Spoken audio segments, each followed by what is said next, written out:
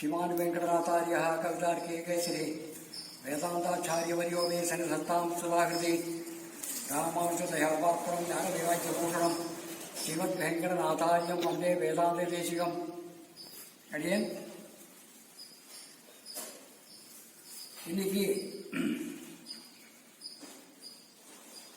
ரோகிணி நட்சத்திரம்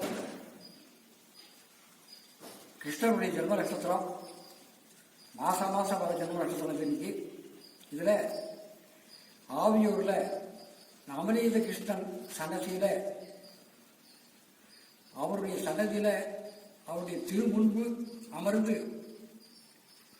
நவநீத கிருஷ்ணனுடைய அந்த வைபவத்தை பற்றியும் இந்த ஆவியூருடைய பெருமை பற்றியும் ஒரு சில விஷயங்களை சுருக்கமாக சொல்றதுக்கு பாக்கியம் கிடைச்சதுக்கு ஆச்சாரியத்தையும் நவநீத கிருஷ்ணனையும் என்ன சமைச்சுக்கிறேன். இது இந்த ஆவியூருங்கிற ஸ்தலம் திருக்கோயிலூர் பெருமாளுடைய அபிமான ஸ்தலம். இது பெண்ணையாற்றங்கரையில் திருக்கோயிலூர்லேருந்து ஒரு 3 கிலோமீட்டர் 4 கிலோமீட்டருக்குள்ள இருக்கிற ஒரு அபிமான ஸ்தலம். சுமார் 850 வருஷங்களுக்கு முன்னால ஏற்பட்ட ஒரு அபிமான கேத்திரம் இது. அப்போ பெரிய ஒரு அக்ரஹாரம் இருந்திருக்கு. ஆவியூர் பெரிய அக்ரஹாரம். அந்த பெரிய அக்ரஹாரத்தில் இருந்தபோது ஒரு இங்க இருக்கிறவர் திருக்கோயிலூர் இருக்கிற கிருஷ்ணன் சன்னதியில் போய் கிருஷ்ணனை சேவிக்காம இருக்கிறது கிடையாது. அவர் இங்கேருந்து டெய்லி தினந்தோறும் திருக்கோயிலுக்கு போவார். கிருஷ்ணனை போய் சேவிக்கிறதாங்க அங்கே இருக்கிறது. அப்புறம் சாயந்தரம் திரும்பி வருது. மறுபடியும் காலப்பட இங்கே அனுஷ்டானம் தான் முடிச்சுட்டு போகிறது மாதிரி இருந்தார். அவருக்கு வயசாயிருக்கு. வயசானதுனால கோபம் ரொம்ப தாவப்பட்டார், ரொம்ப கஷ்டப்பட்டார். அதற்காகவே நவநீத கிருஷ்ணன் சாலக்கிராம ரூபமாக இங்கு எழுந்தொழினார். ஒரு வயல்ல சீர்திருத்தம் பண்ணி தோன்ற போது சாலக்கிராம பெருமாளா நவநீத கிருஷ்ணன் இங்கே சேவை சாய்ச்சார். அதை ரொம்ப அகோபாகியம் கொண்டாடி ஆவியூர் அப்போ இருந்த ஆவியூர் ஸ்தலவாசிகள்லாம் இந்த இடத்துல அவர் எழுந்துள்ள பண்ணி பிரதிஷ்டை பண்ணான். ஒரு சிறிய குடிசை மாதிரி பலனசாலை மாதிரி எல்லாம் எழுந்துள்ள பண்ணி செஞ்சுட்டு இருந்தா, ஆராதனைலாம் பண்ணிட்டு இருந்தார். அந்த வயதானவர் வயோவிருத்தர் அவர் திருக்கோயிலுக்கு போகாம இங்கேயே அந்த நவநீத கிருஷ்ணனை சேவிச்சிருந்து இப்படியே அவர் பரமத பிராப்தி அடைந்தார். அதுக்கப்புறம் வந்த சந்ததியார்கள் ஆவியூர் இருக்கிற ஸ்தலவாசிகள் அக்ரஹாரத்தில் இருந்த பெரிய வித்வான்களாக இங்கே இருந்திருக்கா. அவ இருந்த சமயத்தில் எப்படின்னா அடுத்தது அவ இங்கேருந்து பக்கத்தில் அதாவது நடக்கிற தூரம் கூட நம்ம 5 நிமிஷத்துக்குள்ள வெண்ணையத்தில் போய் தீர்த்தம் பண்ணலாம். இங்கே ஆத்தா தீர்த்தம் பண்ண வெண்ணையத்தான் போய் தீர்த்தம் பண்ணுவா. அந்த மாதிரி சமயத்தில் ஒரு வெயில் காலம்னா ரொம்ப வெயிலும் கிடையாது, ரொம்ப பனியும் கிடையாது. அந்த மாதிரி ஒரு சமயத்தில் அதாவது மாசி பகுதியில் வச்சுக்கலாம் சமயத்தில் அந்த காலத்தில் பெண்ணையாத்தால் ஜலம் இருக்காது, ஊத்து போட்டு தான் தீர்த்தம் எடுத்துக்கணும். அந்த மாதிரி மனையை எடுத்துட்டு போய் அந்த காலத்தில் மனை எடுத்துட்டு போவா. மனையில் தான் ஊத்து போட்டு அந்த மனை ஊத்து போட்டு அந்த மனையை அதில் வச்சு வேட்டியை துவைச்சி அதில் அலசி எடுத்துட்டு வருவா. அந்த மாதிரி ஊத்து போடுற போது அந்த ஊத்து போட்டு மணலை எடுக்கிற போது அதிலிருந்து ஆவிர்ப்பை வித்தவர் அப்படின்னு சொல்லலாம். அதிலிருந்து ஆவியூர் வாசிகளுக்கு கடாட்சம் அவருடைய கடாட்சிக்கிறதுக்காக எழுந்தவர் சொல்லலாம். அப்படி சுவாமி தேசிகன் இந்த இடத்துல எழுந்தொழினார். சுவாமி தேசிகனை இங்கே பிரதிஷ்டை பண்ணியிருக்கார்.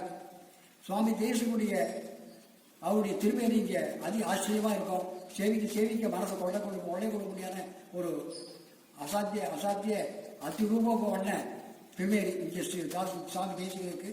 அதே மாதிரி நவநீத கிருஷ்ணன் சாலக்கிராம ரூபியா எப்படி எழுந்திருக்கிறாரோ அதே மாதிரி இங்க உற்சவமூர்த்தி அதே மாதிரி வலது திருக்கையில வெண்ணையோட இங்க சேவை சாதிக்கிறார். அப்படிப்பட்ட ஒரு அபிமான ஸ்தலம் சுவாமி தேசிகன். திருவகிரிபுரத்துல காஞ்சிபுரம் போற வழியில போறவங்க இங்க இந்த இடத்துல ஒரு காலத்துல என்ன சொல்லுவாங்க, கிருஷ்ணனை சேர்த்ததுக்கு அப்புறம் தான் அவர்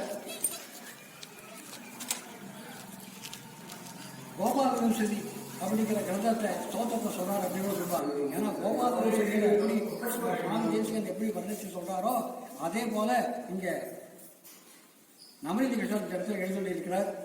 அது மாத்திரம் இல்லை, வர்ணநாதர் எழுதியிருக்கார், உடையார் இருக்கார், திருமங்கை மன்னன் எழுந்திருக்காங்க. இப்படி ஆழ்வார்கள், ஆச்சாரியர்கள், மனசை கொள்ளை கொள்ளும்படியான நவநீத கிருஷ்ணன், உதயநாசிமாவோட, ருக்மணி சத்யபாவோட எழுந்தள்ளியிருக்கார், சுவாமி தேசிகன் எழுந்தள்ளியிருக்கார். இப்படிப்பட்ட ஒரு அபிமான ஸ்தலம். இந்த அபிமான ஸ்தலம் இது அபிமான ஸ்தலம் மாத்திரம் இல்லை, இது பல வேண்டுபவர்களுக்கு வேண்டுவதை கொடுக்கும் ஒரு ஸ்தலம். என்னென்ன பிரார்த்தனை பண்ணி நீங்க சேவிக்கிறீங்களோ செஞ்சுக்கிறீங்களோ, என்னென்ன மனம் முழுக்க பிரார்த்தனை பண்ணி நீங்க செஞ்சீங்கனால அத்தனைக்கும் நவநீத கிருஷ்ணன் அனுகிரகம் பண்ணக்கூடிய ஸ்தலம் இது. அதனால இது ஆவியூர் வாசிகள் மாத்திரம் இல்லை, ஆவியூரை சுற்றி இருக்கிற ஜனங்கள் அவ யாரா இருந்தாலும் சரிதான் வந்து இங்கே பெருமாளை சேவிக்கலாம். பெருமாளை சேவிச்சு பெறலாம். இது ஒரு பரிகார ஸ்தலமாகவும் இருக்கு. இந்த பரிகார ஸ்தலத்தை பற்றி அடியோர்களுக்கு ஒரு புத்தகம் போட்டிருக்கோம். இதை பற்றி ஸ்தலம் போட்டிருக்கோம். அதை வாங்கி தெரிஞ்சுக்கலாம். பக்கத்தில் இந்த ஆவியூருக்கு பக்கத்தில் 3-4 கிலோமீட்டருக்குள்ள இருக்கிற திருவிக்கிரமஸ்தாமி தேவஸ்தானத்தோட அபிமான கஷேத்திரமான இந்த ஆவியூரை வித்தியார்த்திகள், வித்தியை வேணுங்கிறவா, வேதாத்தியனம் பண்றவா, நல்ல படிப்பு வேணுங்கிறவா, நோய் நொடி இல்லாமல் நல்ல ஆரோக்கியமா இருக்கணுங்கிறவா, இப்படி பல கோரிக்கைகளை உள்ளவாலும் இந்த இடத்துல வந்து பெருமாளை சேவிக்கணும். அப்படிப்பட்ட ஸ்தலம். இதை எல்லாரும் சேவிச்சு இவருடைய நவநீத கிருஷ்ணன் சுவாமி தேசியனுடைய கிருபைக்கு பாத்திரமாக கேட்டுக்கொள்கிறேன். கவிதாரிங்க சிம்ஹாய கல்யாண குணசாலி வேதாந்த குருவே நமஹ. சொல்லட்டுமா? சுவாமி சொன்ன மாதிரி இந்த பெருமாளை தியானம் பண்ணி சேவிச்சு பிரார்த்தனை பண்ணிட்டு இருக்கா.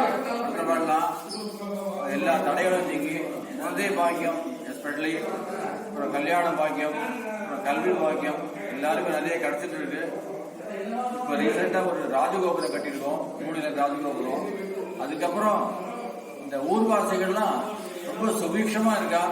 அவளே சொல்லியிருக்கா, இந்த ராஜகோபுரம் கட்டின உடனே அவ எல்லாம் பயிர் பச்சலாம் எல்லாம் பேசிக்கலி இது அக்ரிகல்ச்சர் லேண்ட் எல்லாருக்கும் நல்ல விளைச்சல், நல்ல வருமானம், நல்ல வருமானம் நிறைய அப்படின்னு அவளே சொல்லியிருக்கா. அதனால சுவாமி சொன்ன மாதிரி இது ரொம்ப இந்த ஆவியூர் ரொம்ப விசேஷமான ஸ்தலம். எல்லாரும் சேவிச்சு பெருமானை சேவிச்சு அதனுடைய பிரார்த்திக்கிறேன்.